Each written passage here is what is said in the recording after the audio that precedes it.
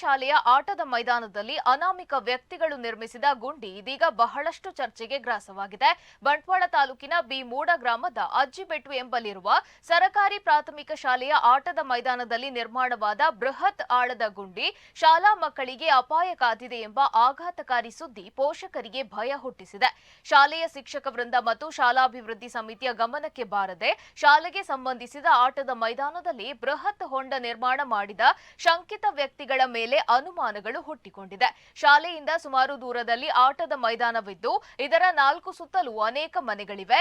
ಆದರೆ ಯಾರೊಬ್ಬರ ಗಮನಕ್ಕೆ ಬಾರದೆ ಮೈದಾನದ ಮಧ್ಯಭಾಗದಲ್ಲಿ ಗುಂಡಿ ತೋಡಿದ್ದಾದ್ರೂ ಯಾಕೆ ಎಂಬ ಪ್ರಶ್ನೆ ನಿಗೂಢವಾಗಿದೆ.